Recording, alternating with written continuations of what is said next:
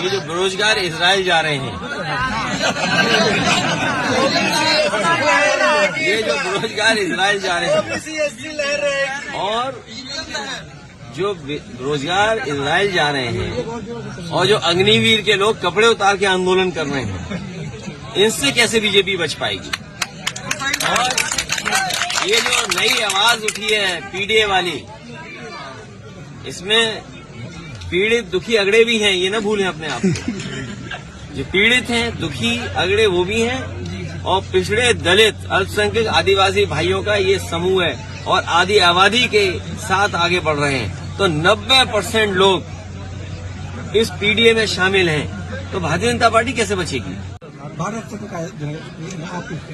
देखिए, भारतीय जनता पार्टी अपने वोट को न बिखर पाए, इसलिए उन्होंने चलते चलते ये सम्मान देने का काम किया। अगले दिन इंडिया गठबंधन को लेकर भाजपा तंज कस रही है कि आप लोग दूल्हा अभी नहीं डिसाइड कर पा रहे कौन होगा। सीट शेयरिंग को लेकर भी कांग्रेस नाराज है। बीजेपी को चिंता इस बात की करनी चाहिए कि उनके सांसदों की परफॉर्मेंस क्या है।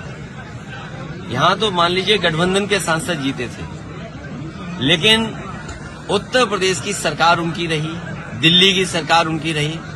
लखनऊ से चलकर के मैं बलरामपुर आया और मैं नीचे नीचे देखते आया कि अगर कहीं भी उन्होंने कोई कारखाना लगवाया हो तो बता दें हमें। जो आरोप समाजवादियों पे लगाते थे, अरे डबल इंजन की सरकार, और इन्वेस्टमेंट कितना, 40 लाख करोड़। अभी जो आपने गवर्नेंस स्पीच में पढ़ा होगा, 40 लाख करोड़ का अगर इन्वेस्टमेंट यूपी में आ रहा है, तो बलरामपुर में निवेश क्यों नहीं आ रहा, गोंडा में निवेश क्यों नहीं पहुंचा। और इतने बड़े पैमाने पे जो बेरोजगारी है, इसका जवाब क्या है उनके पास, महंगाई का जवाब क्या है उनके पास। तो बीजेपी को चिंता करनी चाहिए। उनका सब सांसद इस संकट में है कि कहीं उनकी टिकट तो नहीं कट रही है। और जो हमें जानकारी मिली थी, मैंने पहले भी कहा, फिर दोहराता हूं उस बात को, कि सभी सांसदों की उनकी टिकट कटने जा रही है। जो एक सांसद हैं वो सीट बदलना चाहते हैं। राम मंदिर का उद्घाटन हो रहा था, वहाँ पे 32 SC ST OBC को लगभग 5 अरब रुपए का जमीन घोटाला हो गया, उनको मुआवजा तक नहीं मिला। मैं अपने पत्रकार साथी का धन्यवाद दूंगा।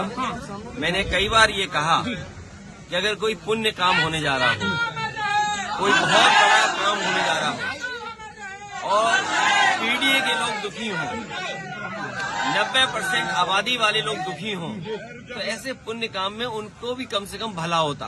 और अगर जमीन घोटाला हुआ है, वो भी अगर गोंडा है, बलरामपुर है या अयोध्या जैसी जगह पर, 32 तो 71 तो सोचिए आप कल्पना करिए कि किस नाम पर, किस सरकार में इस तरह का घोटाला हो रहा है। अखिलेश जी 2024 लोग सोच तो ये बीजेपी के लोग सबसे बड़े भूमाफिया हैं, याद रखना आप।